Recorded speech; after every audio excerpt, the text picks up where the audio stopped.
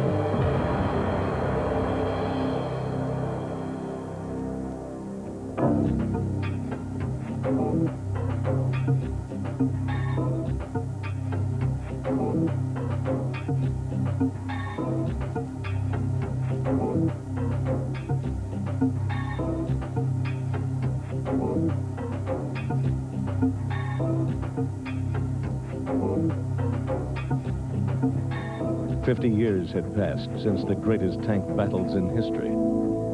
20 years since America's hardest fighting in Vietnam.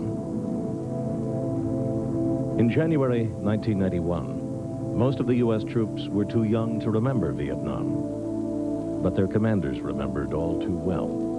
And this time, they swore, history would not repeat itself.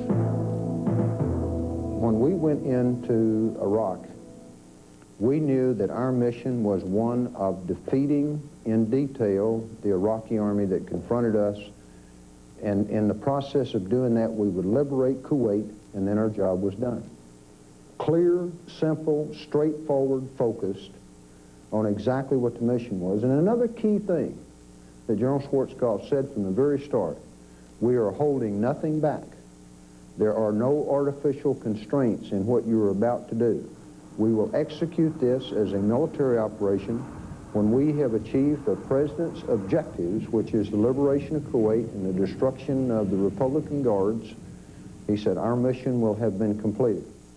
And that for a soldier, that's kind of orients you very quickly, because you're able to focus the entire chain of command and all the soldiers and it's very helpful to be able to stand in front of a bunch of soldiers and say, we are not holding anything back. We are going to destroy these bastards, and your mission is to do the following, and they understand their clear-cut focus on what they're about to do. U.S. units reached across a battlefield that stretched hundreds of miles along the border of Kuwait. They were in a hurry to get it over with and go home. It had taken 5 months to assemble the largest assault force in history for a single battle. You're supposed to take that one. Like any other war, the waiting was tedious.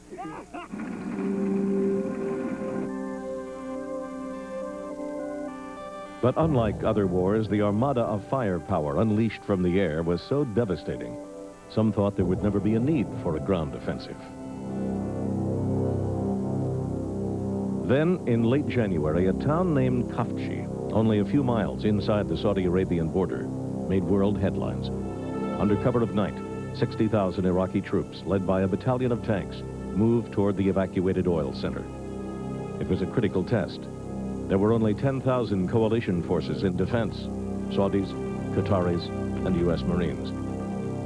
It took 3 days of fighting to push the Iraqis back. Officially, General Schwarzkopf said the battle had the significance of a mosquito on an elephant. But in reality, it was much more important.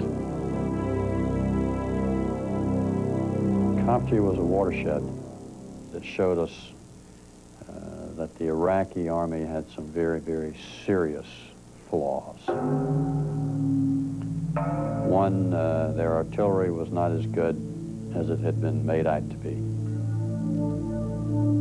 Two, they weren't as aggressive in this attack as they should have been, and we began to wonder. Three, the battle was very uncoordinated, and that was another clue for us that perhaps these guys aren't going to be as tough as some would have had us believe. It was still well before the official start of the ground offensive. The Marines were only a few miles from the Kuwait border. Night reconnaissance patrols brought back word of large minefields. They could slow down any assault and inflict heavy casualties. Okay, let's move. Mark 162. 3 days before the ground offensive was scheduled to begin, 2 Marine brigades moving at night headed straight toward the Iraqi defenses. Their mission? Take out the minefields and knock out the first line of infantry.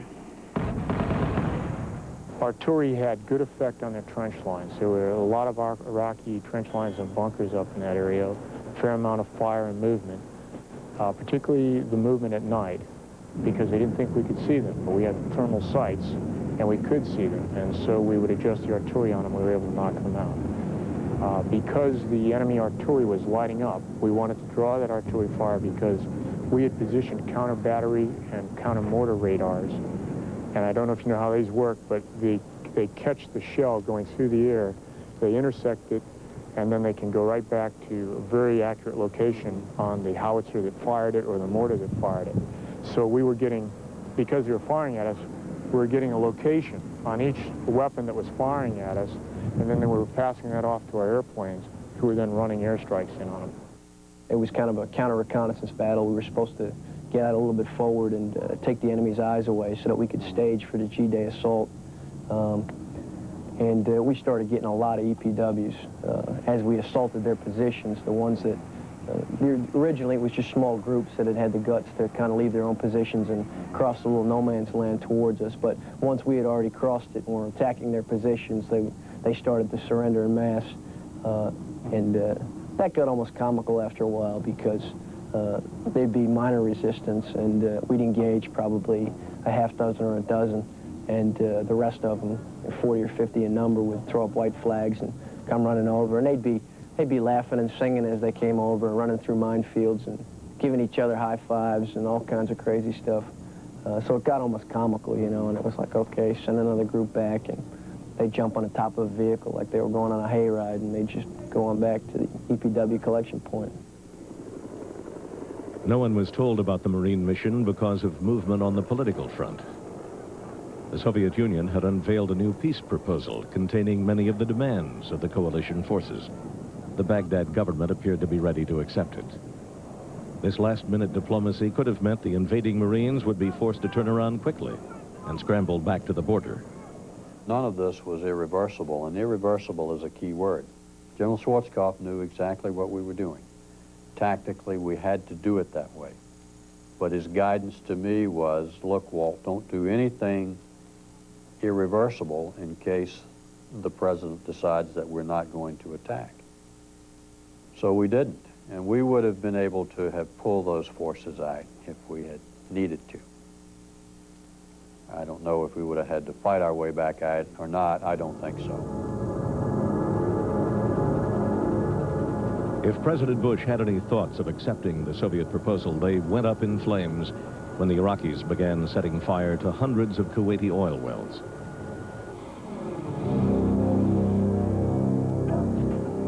Sunday morning, the 24th of February, the official ground war was about to begin.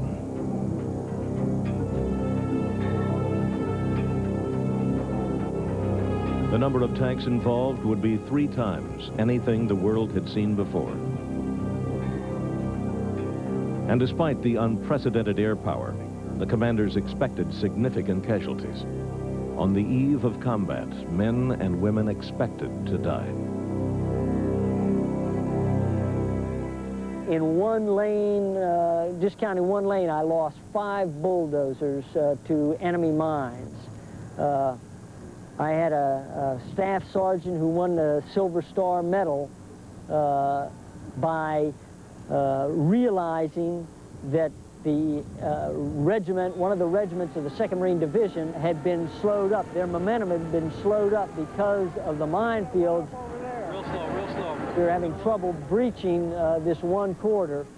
This young staff sergeant got out and walked into the minefield and picked the mines up in his bare hands and literally blazed a trail through the minefield using his hands as instead of any kind of mine breaching equipment. Once we got through the berm, there was people all over the place. It was almost like a parking lot. And I remember seeing there was a lot of prisoners laying down on their bellies. And we had no idea what the tactical situation was. You know, we knew we made it through, but we didn't know what other units were doing. They had a lot of guys laying down. Well, I didn't know they were prisoners. I thought they were dead Marines lined up. And I thought, no, Jesus, you know, I mean, it doesn't look, you know, real happy here. And there's probably about 100 of them. But then I saw a Marine with a rifle on him, and we saw that they were Iraqis. So then we heard there was 5,000 already taken, and their units were moving real well. We had picked up like 500 POWs, and they were in pretty sad shape. I mean, some of them had been sick for several days, appendicitis. Some of them had shrapnel and bullet wounds. Some of them were even, I think, one of my troops had told me that there was even a 12-year-old POW that had been taken. And, you know, it was definitely an experience for all of us. I mean, you see things like that on TV, or you read about it in books about little kids being in a war, and then to actually see it yourself, it's something really different. We were off on the east side one day, on the flank between 2nd Marine Division and 1st Marine Division, and that was the day that we moved into the oil smoke, and it was middle of the day, noontime, 1 o'clock in the afternoon, and it was pitch dark, really something out of a sci-fi movie, almost like Dante's Inferno.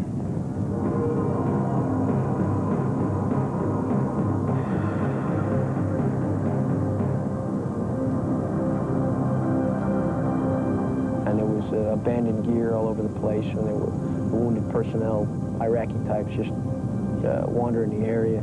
It was kind of an eerie situation. I think that was the day that Marine was quoted as saying, "This isn't hell, but we can see it from here."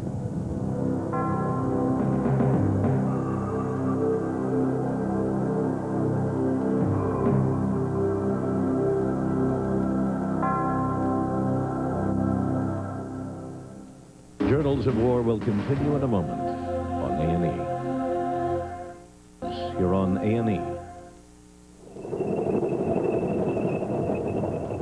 Along the Allied front, Marines were making a right jab toward Kuwait City.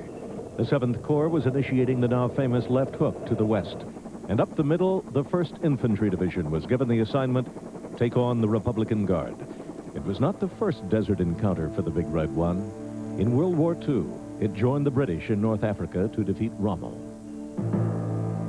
Once again, at the edge of combat, emotions ranged from relief and excitement to fear. It was just the waiting game was over and we finally got to attack. It was just exhilaration of attacking at that point, and finally going up there, finally getting to do our job. And as my gunner and loader would say, we finally get to go because now we get to go home. The first mission that we did, we were sitting up on line. We'd been waiting up there for a couple hours. And then our FDC called up and told us that, get ready, we're about to fire. Everybody started cheering. We were getting pretty happy. I started getting nervous. You start shaking, you get butterflies in your stomach. And then all of a sudden they gave us the command to arm and fire. And you were waiting, you were expecting that there would be a lag in between the time when they said fire. But the minute they said fire, seconds later, the rockets were going down range. It was that quick.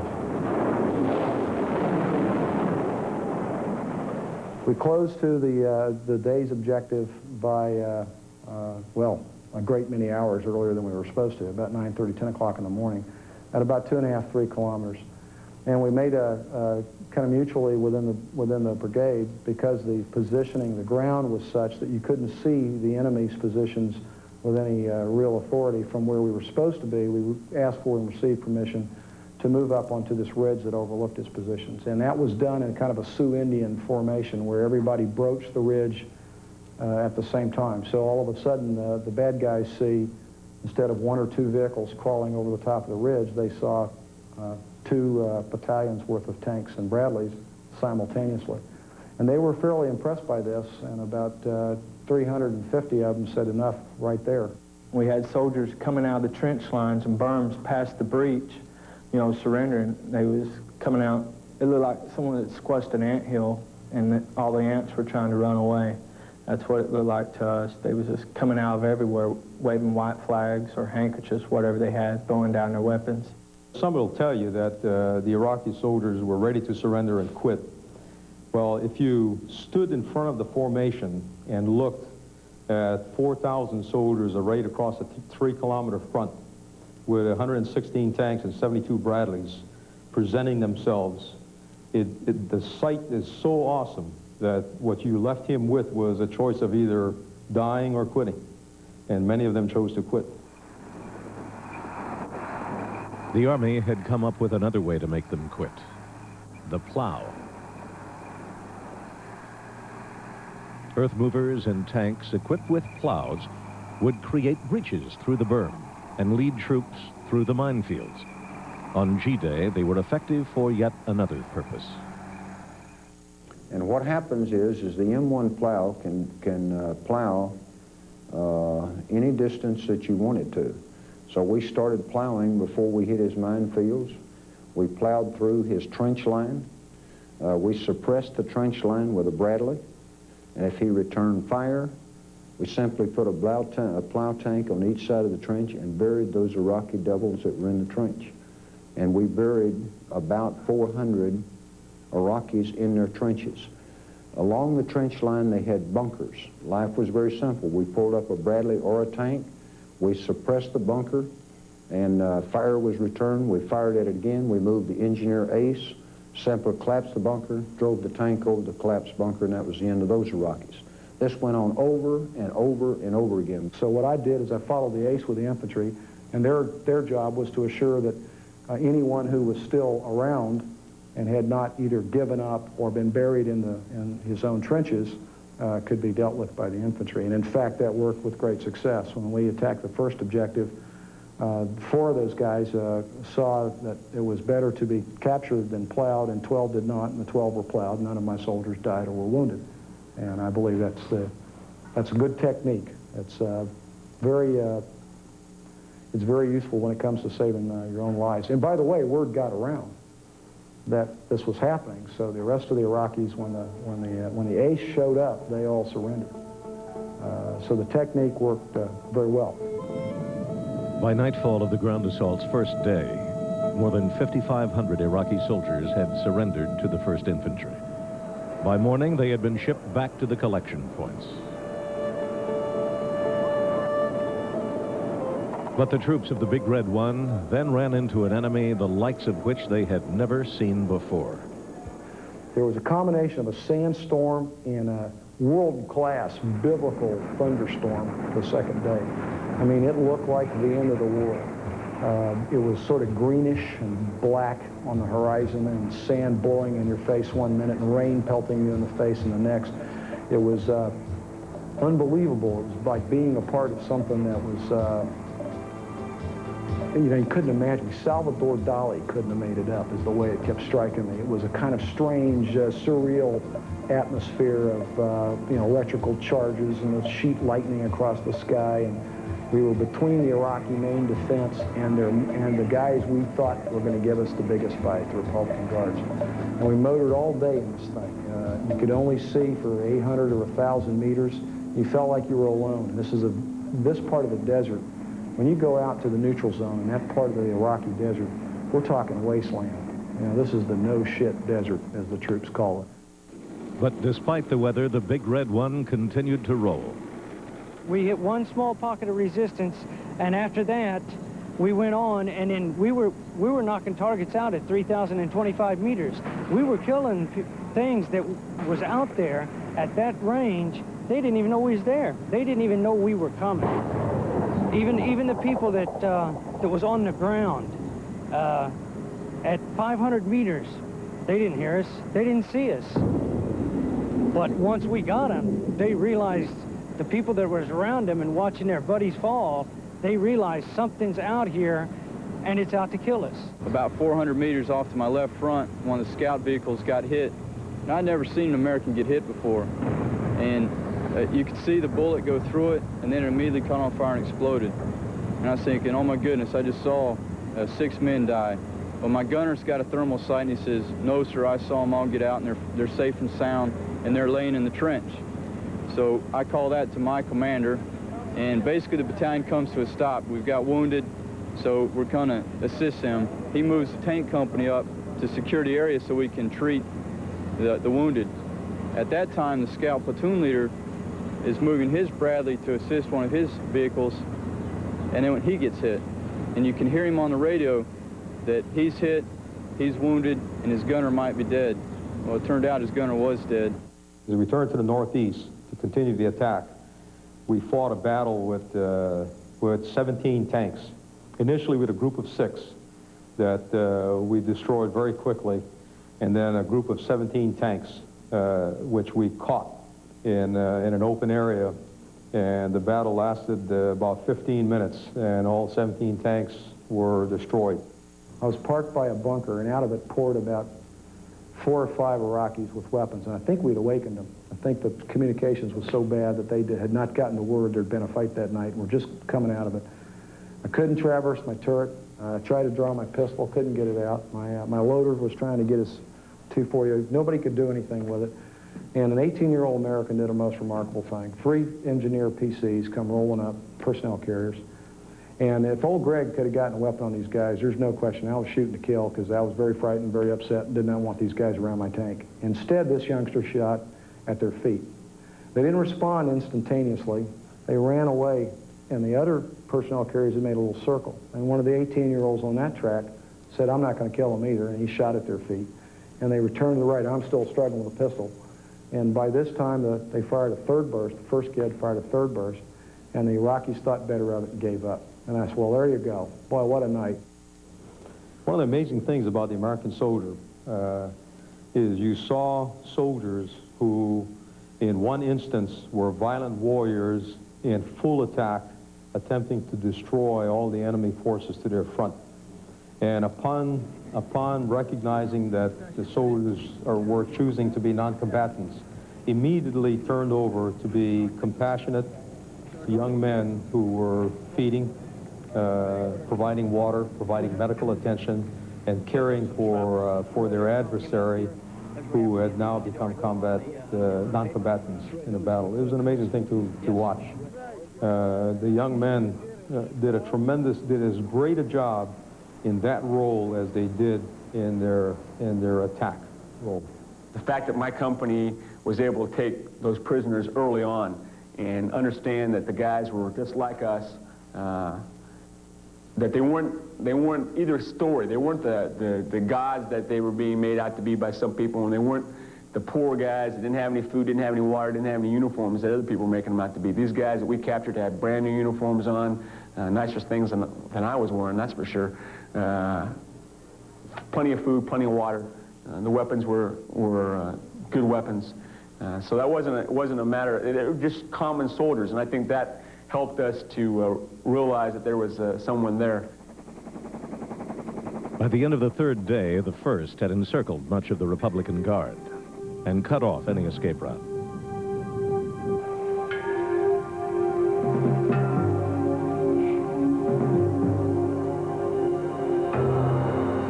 Then, early in the next morning, word came from Washington that a ceasefire would take effect at 8 a.m. local Kuwaiti time. The war was almost over. One of the soldiers would tell you, General, this really was not a fair fight.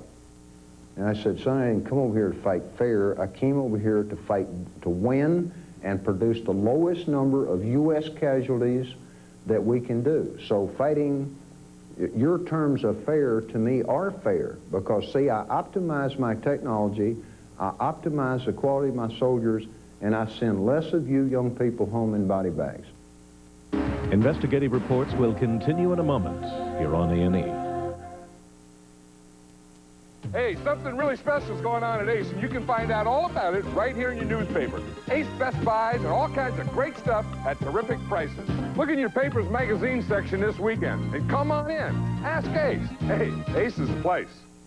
Wally once had trouble meeting girls until he ran over Joanna's boyfriend. Am I crazy, or are you crazy? It's called The Sugar Plum. Tuesday, December 3rd on GM Playwrights Theater. Brought to you by General Motors, putting quality on the road. A baby changes everything. Safety takes on a whole new meaning when it's somebody you love in that car. This is our family. They're the most technically advanced and lifelike dummies in the world. Only GM uses a family like this to develop safety technology because we know quality cars, safe cars, should help protect everyone. I look at my family and I want us to be thinking of everything. GM safety. It's not one thing, it's everything. She's everything to me. What's going on in theater, film, and the arts? Well, join me, Robert Klein, for an all-new arts and entertainment review tonight on A&E. This is your invitation to enter the world of Arts and Entertainment magazine. Here you'll discover thought-provoking authors, reviews of the finest in performing arts and literature, Highlights from the latest in music, home videos, and motion pictures. and in-depth profiles of today's most intriguing personalities. All the drama, the wonder, the beauty you've come to expect from the A&E network can be found in Arts and Entertainment magazine.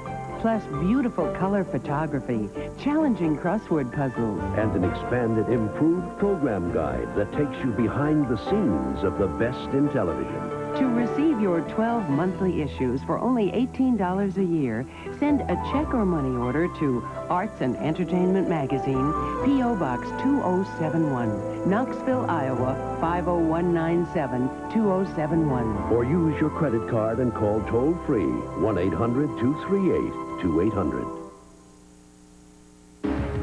Journals of War continues on A&E. Back in Saudi, bro. Vietnam was known as the first television war. The Persian Gulf will be known as the first home video war. When Greg Capo's Marine Reserve Unit shipped out to Saudi Arabia, he took his camcorder with him. As G-Day approached, he found himself in a Humvee, just 8 miles south of the Kuwaiti border, attached to the 2nd Marine Division, which would face some of the toughest fighting of the war. The reserve unit was from Miami, Florida, and was 80% Latino. They experienced combat to the sound of salsa and rap music. Without Bob Hope, you have to entertain yourself.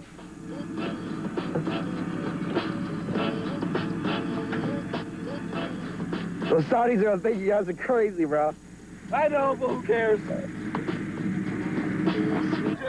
Well, from where we are right now, we're supposed to be lined up on the left flank of Sergeant Sweeney's that's out there. You can see out there. We're the leftmost element, We're right? the leftmost element that's supposed to be with this element here. So anybody on our left, you shoot. Gets shot. Everybody on the left. As of what we're told right now. Right. But right now, we're in the middle of all this mess, and we're not even off on the left flank, so right now it's all confusing. But Today's still Friday the 22nd of February. Standing by. We're supposed to go in on Sunday the 24th into Kuwait. That's Kuwait over there. All full of fire. Oil refineries up in flames. Yep. All right, today's February 23rd, and going up to our last assembly area. Tomorrow we're moving out to the last assembly area. We're moving out, as a matter of fact, today we're moving out to our last assembly area. Tomorrow morning at first light, we're going to move into Kuwait. Over the border. Over the border, and we might expect some artillery and other bullshit around, so... So you can see, we're moving towards Kuwait.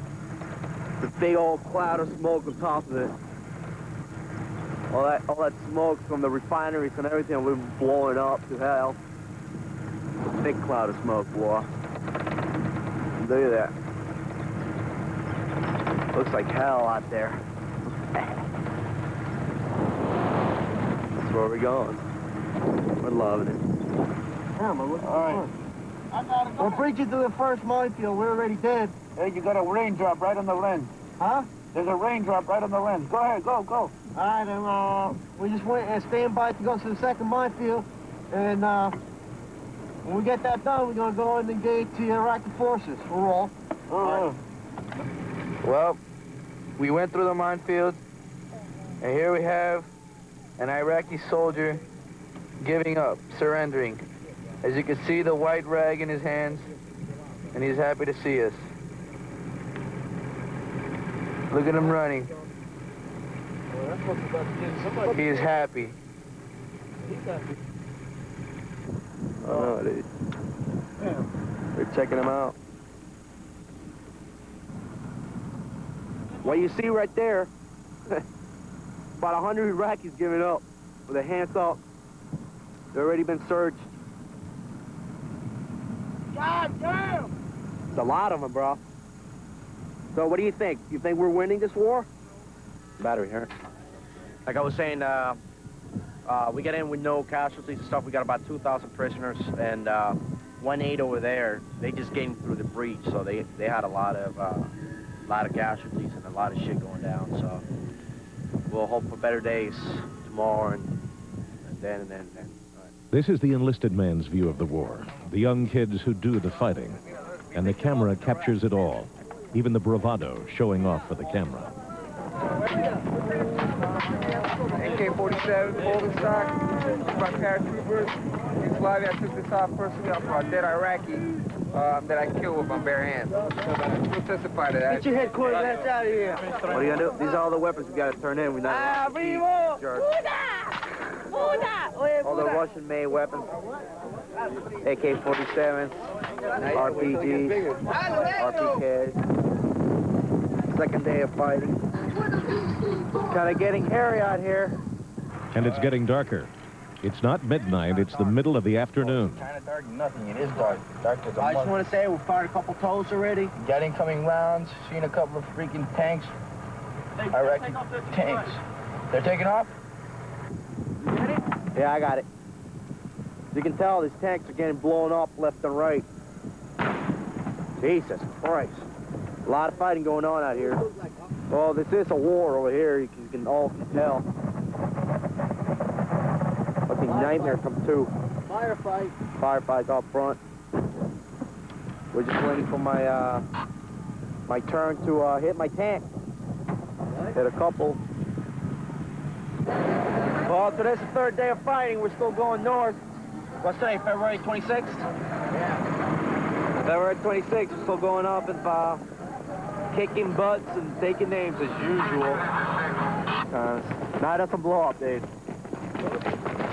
There you go.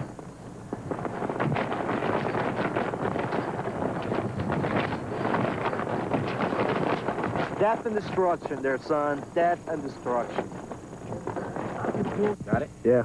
Today's February 27th. Mm-hmm. It's that fourth day of the war. The news, they say that Kuwait's all secured, everything. 80%. It's like 80% secure, so I guess the war's over or something. Hey! What's up, little dude? All right, little man. Chop, chop, chop, chop. This guy, hey, this little kid's adopted.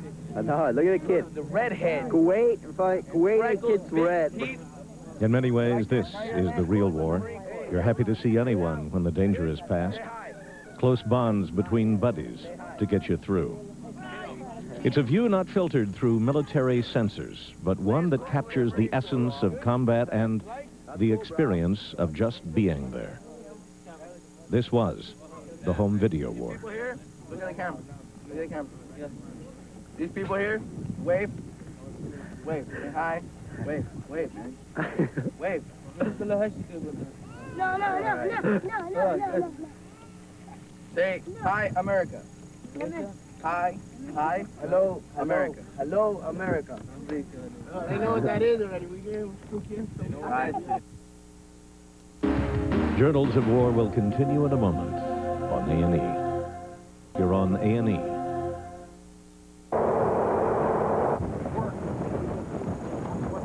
Exactly 1 week after the ground war had begun, General Schwarzkopf was walking briskly through an air base in the Iraqi border town of Safwan late that Sunday morning.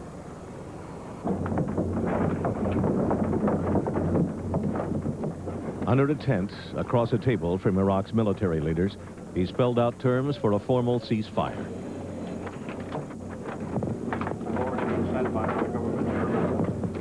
The Iraqis made some requests.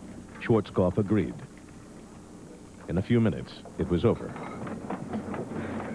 The drama of that day in Safwan, however, was anticlimactic to what had happened there 2 days earlier. On that particular morning, a brigade of the 1st Infantry received urgent orders to head north and secure the town for peace talks. There was one important restriction. It had to be done without firing a shot. When CENTCOM made a decision to hold a peace treaty in the airfield at Safwan, no one knew at that time that we didn't own Safwan. When they suddenly discovered that, hey, we don't own Safwan, we got to go and take it, it was the urgent call down from CENTCOM to 7th Corps to brigade, to division to brigade to battalion to, hey, go up there and execute. So my company went up and we ran into the Republican Guard. It was, they were all, they owned Safwan. That was one of their big central locations. It was amazing the things that we found there afterwards, but they weren't about to let us into Safwan. When we got right to the outskirts of town, there was an Iraqi battlement, and I could see 3 tanks and 2 BMPs in the distance. And the Iraqis did not intend to move. I stopped my formation and went forward, and a commander, a major, came forward, and I asked to see his general. His general came down to meet me, and he came down with a prepared statement. And he read the prepared statement, and I told him, look, we're soldiers, we're not politicians. I said, the mission is to secure Safwan for negotiations, and I need for you to withdraw your force so we can secure the highway through Safwan to the airfield. And he told me that he did not have the authority to do that, that he had to go back to Baghdad and get permission to do that. And I asked him how long it would take. He said it'd be about an hour and a half for him to make a phone call. So he left, and we waited, and he came back about 2 hours later, and he came back with what appeared to be a government official, and started reading a statement to me saying that Saddam Hussein wanted the negotiations to take place at Geneva, and that they were not going to surrender any part of Iraq, and that they were not prepared to withdraw. I can remember the S-3 getting on the ground and explaining to the guy, to the general that we were talking to, that, the general says, well, all you have is those, 14 tanks. That's not a problem. And he goes, yeah, but what you don't understand is that I have 58 more tanks that are going to be, they're right behind these guys, and another 118 tanks are just behind these guys, and another 226 tanks are behind these guys. In the meantime, I had been given permission to tell them that they had an hour to withdraw, or I would attack and destroy them. What I told them was that my soldiers were eager for battle, that our mission was secure Safwan, and we were going to secure Safwan, and that if he was not out of our front within an hour, that we would attack through with our tanks. And as I said that to him, I had the tanks move forward, astride us. And one of my young tankers got a little eager and went well beyond the position I had designated for him to go to, and went right up to the general's car. And I reached out and stopped him, and turned to the general, and I said, you see, my guys are anxious to attack. And if you're not out of here in an hour, we're going to attack, and you're going to be responsible for the death of a lot of Iraqi soldiers here today. And for the first time, he got serious, and he said, please, I cannot withdraw in 1 hour. You must give me at least 20 more minutes. And I told him, well, you're wasting time talking here. You need to leave now, and you need to prepare to withdraw. And he left. The brigade commander and an artillery battalion commander who came up, 4 or 5 battalion commander, sat there and kept the Republican Guard general busy talking about what was going on in the city while they denied the access to the city to us, while we took my company and the S3 went around, skirted around the city of San Juan and came in and took the airfield from behind and basically made the point moot because we already owned the airfield, at which point in time the Republican Guard picked up and moved out. They bluffed an Iraqi Republican Guards unit out of the airfield. We wanted the airfield, and we wanted to take it, if possible, without fighting. And there was a Mexican standoff up there, and the cavalry and the 2nd Brigade and the 516, through the persona of their officers, particularly General Carter and Brigade Commander Colonel Marino and the others, convinced them that they didn't want to tangle with the 1st Division. At the designated time, we began moving through the town of South One. He came down to my unit that was to the north and asked the commander to please pass the word to me not to kill his soldiers, that he was trying to get them out of the way. And so we went on weapons tight and continued to push through the city, or the town of South One. And he met me on the northern side of the town and thanked me for not killing his soldiers. Their assessment was that if they stayed, Marino would be true to his word and they'd lose. And so the vaunted Republican Guard that was holding San Juan left, and the 1st Division took the last objective of the war. Investigative reports will continue in a moment here on A&E. On A&E. Gotta be ready to do this, baby. This is the big U.S., big red and white and blue. From the beginning, the numbers were frighteningly high. Quadrant 319er. Some experts said 35,000 Americans would die in a war with Iraq. Others predicted as many as 50,000.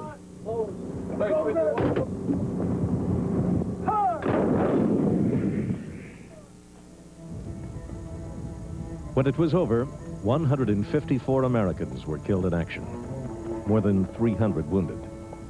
Neither the Pentagon nor Baghdad have ever released figures on Iraqi casualties, but many estimates have put the final toll at over 100,000 dead.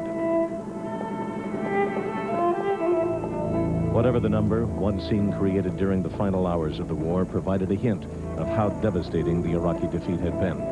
It was the Basra Highway.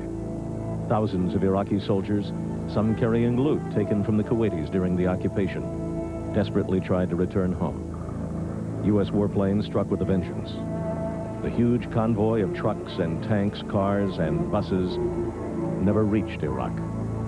The lucky soldiers who survived escaped into the desert. A short time later, President Bush ordered a ceasefire, a decision which will be argued for years. The ceasefire was declared at 8 o'clock. I ran out of ground to maneuver. Could we have done more damage by going further? Certainly. Did the president make the right call? I'm going to say he knew what he was doing. As far as I was concerned, could I have done more? Yeah, I could have done more. Could the other divisions done more? I don't know. You have to talk to them and see where they were at that stage, because I don't know. Everything I've read is secondhand now. At the time the war stopped, it never occurred to me that we were stopping a war too early. I mean, I was at the Basra Highway. I had nowhere else to go except in an ocean. That's the only place I go. I had the Corps boundary on the north. I had about 7,000 prisoners at that point in my immediate possession. Iraqis were throwing down. Hell, I captured 8 with me and my captain trying to find the place to put the division TOC. We captured 8 people ourselves, just out waving our pistols around. Not particularly brave. They didn't want any more of the war. They were tired of the war. All they wanted to do was to get out of the war. And all you had to do was show them a weapon and they'd throw their weapons down because they were a beaten army. From the moment the first American troops were sent to Saudi Arabia, through the buildup, through the air and ground wars, the comparison to Vietnam was never far away. And when the shooting stopped, nothing had changed. There was doubt in some minds as I read through Newsweek, Time, and the editorials that come down as to whether the soldiers in the Persian Gulf had it as tough as the guys in Vietnam and all that kind of stuff, or anywhere else for that matter. And being a company that led the battalion, which led the brigade, which led the corps through the breach, the guys that were in those breach tanks had clearly in their mind, the night before we kicked off the offensive, made the decision in their mind that they were going to die. They knew they would die. There was no, I think there was no doubt in anyone's mind, in that tank crew or in that platoon or in my mind, that I was going to lose soldiers that day. The fact that they were only shot at by a couple RPG rounds, the fact that they only got a little bit of incoming in on them, does not lessen the fact in my mind or in their mind that they did what they were supposed to do. They did the mission. They knew they were going to die, and they still went ahead with it. It's not their fault that they didn't die. In fact, I'm glad that they did. Let us pray. Heavenly Father. One of those who did die was 22-year-old Clarence Cash of Ashland, Ohio. His platoon called him Johnny Cash. He was killed on the third day of the war by enemy mortar fire. Keep our comrade Clarence Johnny Cash close to you. We miss him. Amen.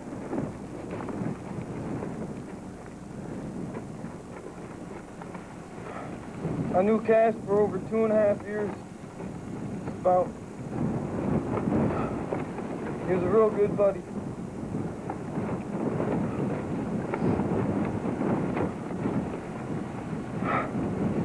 He was just like a brother to me. I mean that deep down in my heart. I just want to say, God bless you, Johnny. God bless you.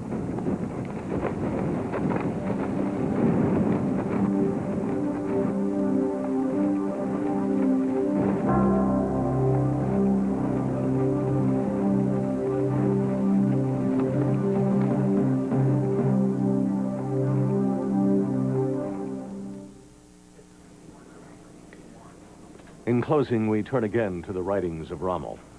After losing the decisive Battle of El Alamein to the combined forces of the United States in Britain, an angry and depressed Rommel wrote Berlin. He blamed his defeat on a lack of supplies and reinforcements. Then a warning that Saddam Hussein would have been well to heed. He wrote, "From the moment that the overwhelming capacity of the United States could make itself felt in any theater of war, there was no chance of ultimate victory." I'm Bill Curtis. Join us again next week here on A&E for another edition of Investigative Reports.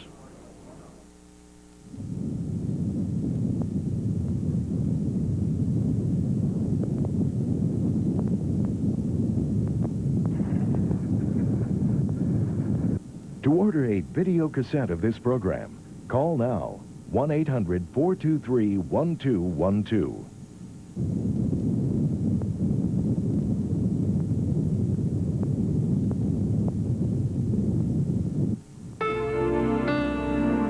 Sunday, a brave young man foils a deadly curse and stirs up a ghostly revenge on The Woman in Black.